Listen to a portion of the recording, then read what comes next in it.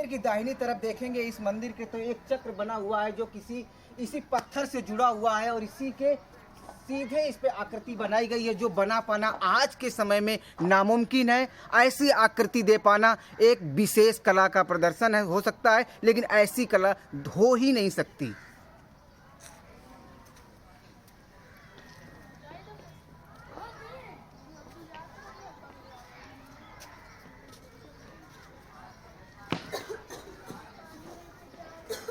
अब हम लोग मंदिर के मेन मुख्य द्वार पे आ चुके हैं जहाँ से बारिश की बूंदें मानसून होने से पहले ही टपकने लगती हैं। बारिश का अनुमान यहाँ से लगाया जा सकता है, जहाँ पे बूंदें होती टपकने का प्रतीक होता है। हम वहाँ अंदर चल के देखेंगे।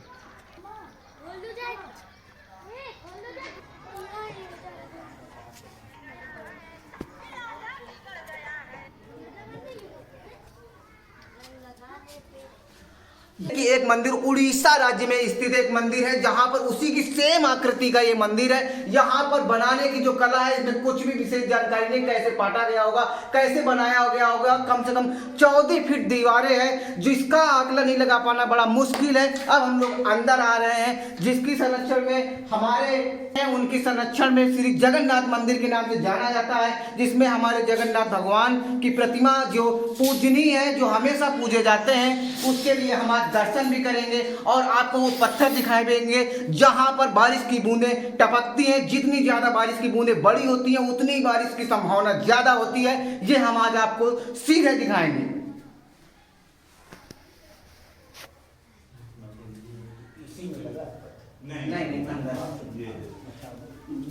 दूसरा मंदिर का ये प्रतीक है जो बनाने की जो एक विशेष संस्कृति के समय में बना होगा, जो हर्षवर्धन सम्राट के समय का बनाया गया है। और ये देखिए कैसे बनाया गया है, ये विचारणीय और देखने योग्य है और बहुत ही संस्कृति का एक अच्छा माना जाएगा।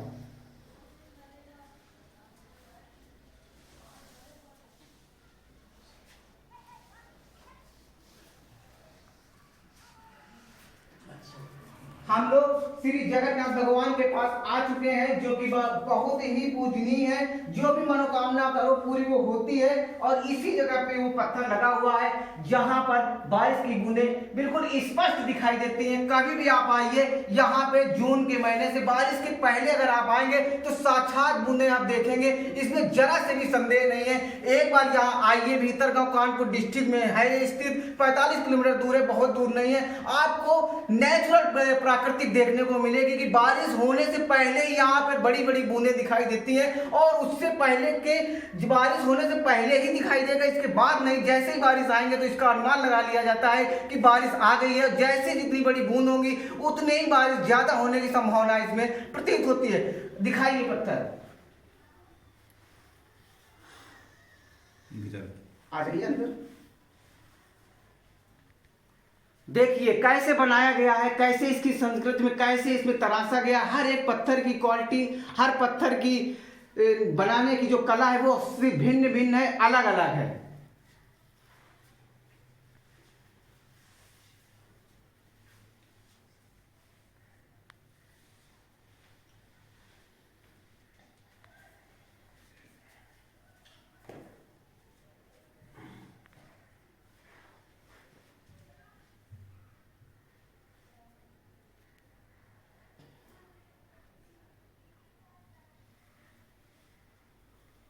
जैसा कि तुमने देखा कि यहाँ पे बूरस की जो बूंदों की जो पत्थर जिस पे टपकता है उसका आपने विधिवत देखा। हमारे यहाँ पर स्वामी जी भी हैं जो कि इस बूंदे के बारे में आपको कुछ बताएंगे। स्वामी जी आप बताइए इसके विषय में कि कैसे बूंदे कब आती हैं और इसका क्या अनुमान लगाया जाता है, कैसे लोग इसको जानते हैं कि बारिश आ गई, कितनी तादाद में बारिश होगी, ऐसे कैसे जानते हैं, बताइए। पास आइए। आइए देखिए, पहले आप देखेंगे कि आप इस छत में भीतर आइए। इस छत में किनारे में ये जो स्क्वायर में पत्थर लगा हुआ है वर्गाकार, यही पत्थर मानसून पत्थर है।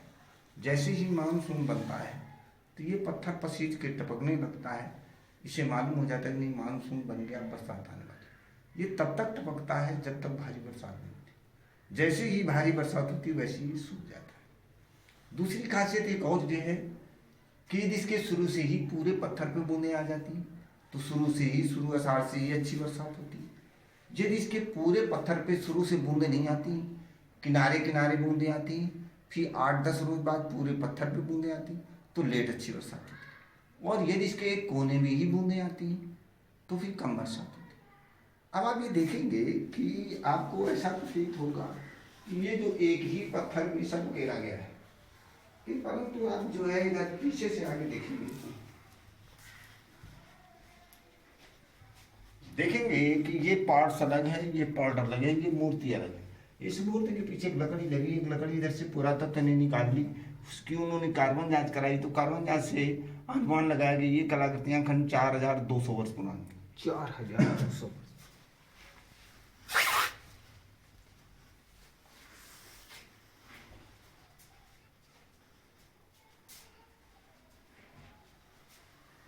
अब आप ये देखेंगे कि आपको 4000 वर्ष पुराना कोई भी स्थान आपको जीवंत नहीं मिले, लेकिन ये 4000 वर्ष पुराना स्थान जीवंत क्यों है? इसका मेन कारण ये प्राचीन संभव प्रसिद्ध स्थान रहा। ये बहुत विशाल मंदिर रहा होगा, ये टूटते टूटते इतना मंदिर रह गया। यहाँ जो भी राजा आते गए वो कुछ न कुछ पुनर्निर्माण करते गए। जैसे ही आप मंदिर में प्रवेश करेंगे तो प्रथम खंड में देखेंगे कि एक कोठी दक्षिण साइड में, एक कोठी दूसरे से उत्तर साइड। जो दक्षिण साइड में कोठरी है उसमें खड़ी मूर्ति होगी, वो सूर्य मूर्ति है। इतिहासकारों का मानना है कि जो सूर्य की मूर्तियां हैं वो ईसा मसीह के जन्म से 2 सदी पूर्व बनती थी।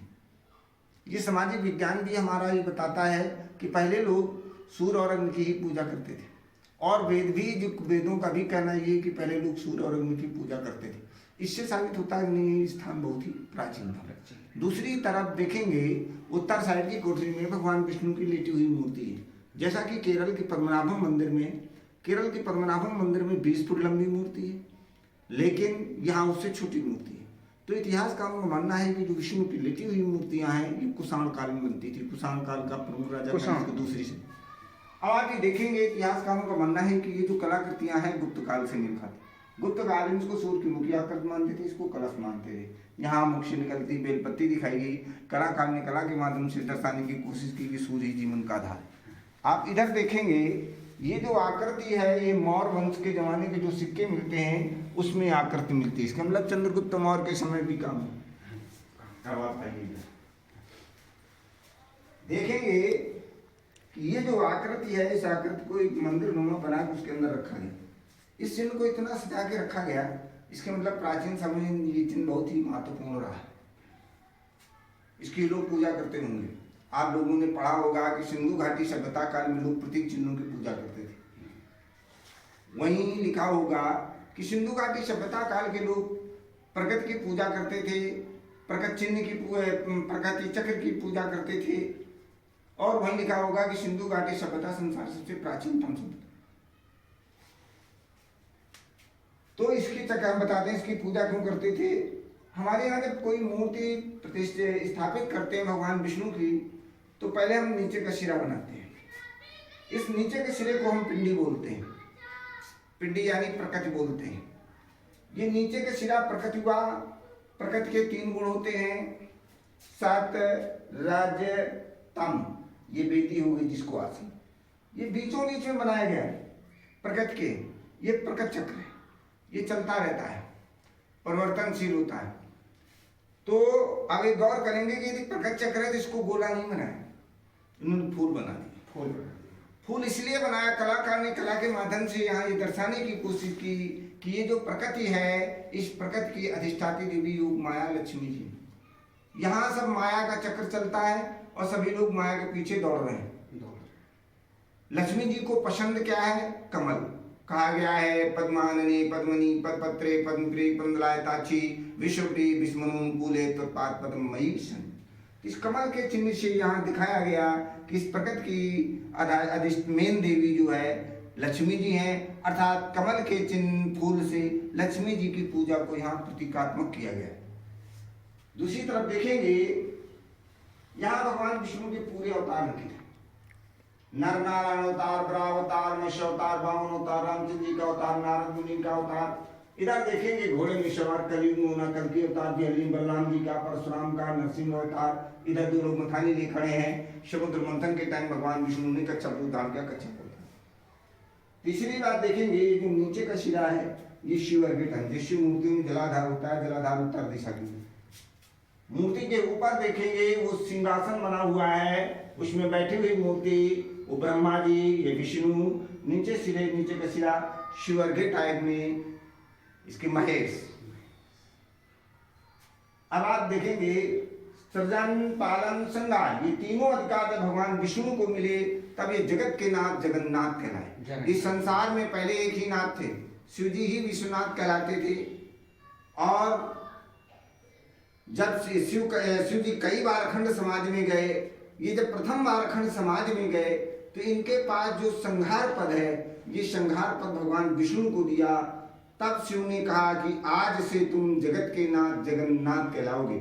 वहां से जगन्नाथ शब्द की उत्पत्ति हुई, तब से दो नाथ हो गए, शिव जी विश्वनाथ और भगवान विष्णु जगन्नाथ।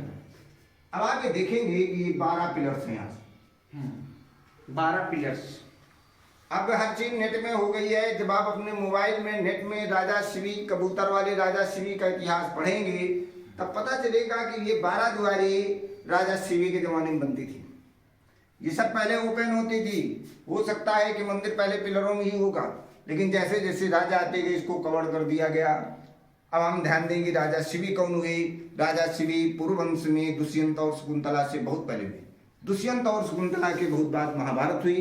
महाभारत के बाद उड़ीसा की जगन्नाथपुरी बनी। दूसरी बात देखेंगे कि मंदिर आपको बाहर से वो भारी प्रतीत होगा, लेकिन भीतर देखेंगे मंदिर को थोड़ी सी दिखेगी। इस मंदिर की दीवारों की मोटाई 14 फीट इधर मोटा, 14 फीट इधर 14। इन दीवारों की कार्बन डेटिंग हुई तो पता चला इस मंदिर का अंतिम निर्माण 1883 में। दूसरी बात देखेंगे, जो इतिहास के विशेष जानकार इस मूर्ति को देखते ही बता देंगे मूर्ति बहुत ही प्राचीनतम और ये दुर्लभ मूर्ति है, यह जगह आपको नहीं मिलेगी। इसको पशुपतिनाथ कहते हैं। इधर ये सींगे हैं, इधर सींग खिल गई है। आप ये देखेंगे, आप पूरे भारतवर्ष में भ्रमण कर लेंगे, कहीं भी आपको पशुपतिनाथ के ऊपर भगवान विष्णु विराजमान नहीं मिलेंगे। इसको जो है हड़प्पा समकालीन मूर्ति मानते हैं। एक बात आप गौर करेंगे कि सिंधु घाटी, हड़प्पा और समकाल के जितनी भी जो है स्थान मिले हैं सब खुदाई से मिले, चाहे वो लोथल हो, रोपड़ हो, कालीबंगा, हड़प्पा, मोहनजोदड़ो, ये सारे स्थान खुदाई से मिले। इससे एक बात प्रमाणित होती है कि प्राचीन समय में विश्व लेवल का विनाश हुआ, जिससे सारा इतिहास सब नष्ट हो गया। जब कोई बचेगा नहीं तो कौन बताएगा कहाँ क्या था। तीसरी बात देखेंगे कि ये जो सभ्यताएं हैं ज्यादातर नदियों के किनारे मिलेंगी। एक प्रश्न यहाँ खड़ा होता है कि जब यहाँ कोई नदी नहीं है तो ये सभ्यताएं यहाँ आई कैसे। ये सभ्यताएं साबित करती हैं कि यहाँ प्राचीन समय में पहले कोई नदी बहती होगी। जब हम लुप्त नदियों के बारे में विचार करते हैं तो पता चलता है कि हमारे जो ऋषि मुनि पूर्वज जो कह गए हैं कि संगम में 3 नदियां मिलती थी, गंगा, जमुना, सरस्वती।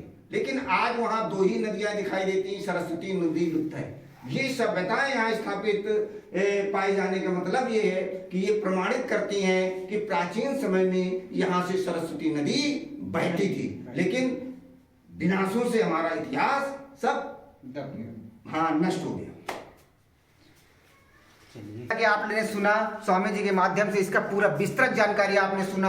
आप ये देखा कि ये कैसे बनाया गया, किस समय कार्यकाल का है, कितनी कौन सी चौड़ाई है और कितनी इसकी लंबाई है। आप देख रहे हैं यहाँ अंदर आने के बाद कितना छोटा हो जाता है। इसकी विधिवत जानकारी के लिए आपको यहाँ आना पड़ेगा। आप आइए और इसकी विशेष जानकारी आप यहाँ पर आकर देखिए। आपने देखा कि मंदिर के अंदर से जब बाहर की ओर हम जब आते हैं तो यहाँ पे बहुत सी प्राचीन प्रतिमाएं रखी हुई हैं, जो कि आज की से कम 2-4 हजार ही सब मूर्ति पाई जा सकती हैं, जो कि बहुत ही प्राचीन इमारतें हो सकती हैं, बहुत ही प्राचीन मूर्ति से जाना जा सकता है।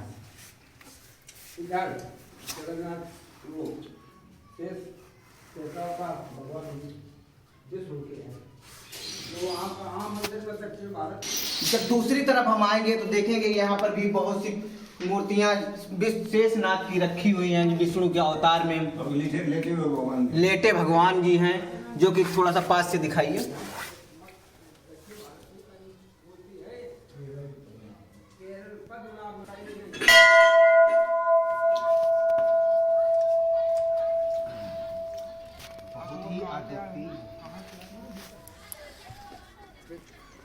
न्यूज़ चैनल वाले हैं ये।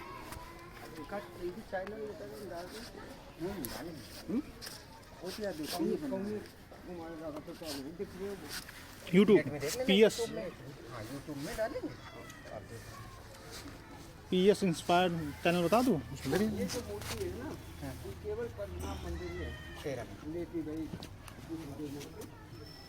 विष्णु की मूर्ति कहीं है भी तो नहीं, केवल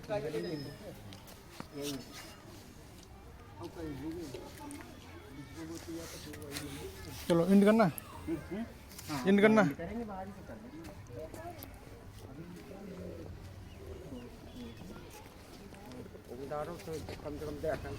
अरे पूरा दुनिया देखिए आप। करें लो। देखा कि मानसून मंदिर पे हम लोगों ने कितना पूरा लाइव देखा। आपके से यही मैं कहूँगा कि आप यहाँ पर आइए और इसके बारे में जानिए कि किस तरीके से ये बना हुआ है और ये बात सही है या गलत है। इसका अनुमान आपको लगाना है तो आप जून के महीने में या बारिश से पहले आके देखिए, आपको ये साक्षात बिल्कुल सही साबित होगा। हम यहाँ के स्थानीय लोगों से भी जानकारी ली और उनके द्वारा भी बहुत सी जानकारी अभी जानेंगे। इसके लिए हमारे दादाजी हैं जिनको जो अभी आपको और भी कुछ बताएंगे, जो एक बहुत ही अद्वितीय है और बहुत ही विशेषणीय और आकृति से या कुछ और उसकी विशेषता हो सकती है, वो हम जानेंगे, जो कि नक्शा है।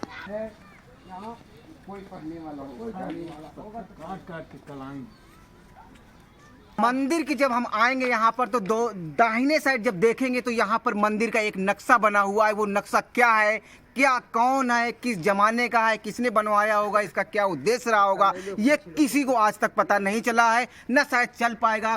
कृपया नक्शा दिखाओ। दो हैं, एक वो है, एक नक्शा ये है, एक नक्शा ये है। हाँ। अब इनका कोई जानकारी नहीं होती है, पढ़े नहीं मिलती है। लिपि जो लिखी है इसमें या नक्शा बना है मंदिर का, भव्य मंदिर रहा हो या तो कोई ये नक्शा एक प्रश्न चिन्ह बना हुआ है कि ये किस लैंग्वेज में लिखी हुई है, किस भाषा में लिखी हुई है। इसका आज तक इतनी भारत से कई जगह से लोग आए लेकिन पढ़ नहीं पाए। काफ़ी आज लोगों ने इसका प्रयास किया जानने के लिए, लेकिन अभी ये प्रश्न चिन्ह ही बना हुआ है। ये कैसे इसका वो होगा कोई जानकारी नहीं है, ना हो पाना मुश्किल है। ये ऐसे नक्शा से बनाया गया है। उड़ीसा में बना जगन्नाथ मंदिर, जो कि जगन्नाथपुरी के नाम से जाना था, जहाँ पे एक से अद्वितीय विशेषताएं हैं, ऐसे इसकी एक विशेषता है जो चक्र बना हुआ है, वो जो उड़ीसा मंदिर की तरफ ही इशारा करता है कि हमारा एक मंदिर वहाँ भी स्थापित है। इस चक्र का यही उद्देश्य है। ठीक दक्षिण के कोने पर, पूर्व दक्षिण के कोने पर।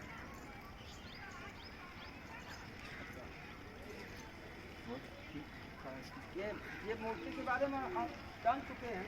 नहीं, खंबे में हर एक में मिलेगी, हर एक। ये इसी मंदिर का कुछ अंश हो सकते हैं या इसमें कहीं कुछ कह सकते हैं। इन्हीं के जो टुकड़े हैं, ये गेट के टुकड़े हैं, जो आज बहुत ही बड़ा प्रश्न चिन्ह है कि ये कैसे रखे गए होंगे कि एक ही पिलर में इतनी बड़ा स्तंभ खड़ा किया गया होगा। ये भी एक प्रश्न चिन्ह है कि क्या कला रही होगी उस जमाने की।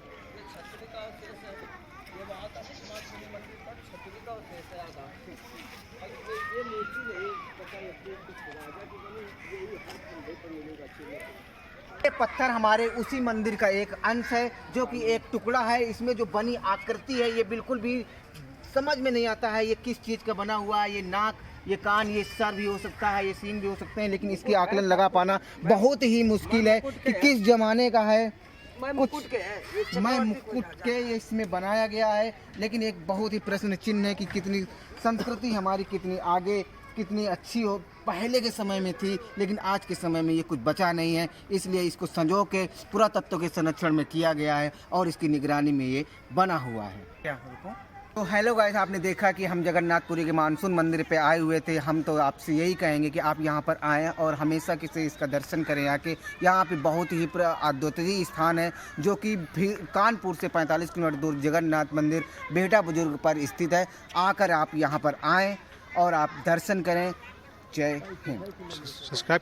हमारे चैनल को सब्सक्राइब करना ना भूलना। हमने आपको वक्त दिया है, थोड़ा सा सब्सक्राइब करके हमें आगे बढ़ाइए, ताकि मैं ऐसे ऐसी वीडियो आपको डालता रहूं और आपको ऐसे ऐसे लाइव दिखाता रहूं। अद्वितीय जगह पर आपको लेकर चलूँगा, ऐसे ही आपको दिखाता रहूँगा। इसके लिए आपसे निवेदन है, आप सब्सक्राइब करें, सब्सक्राइब करें, सब्सक्राइब।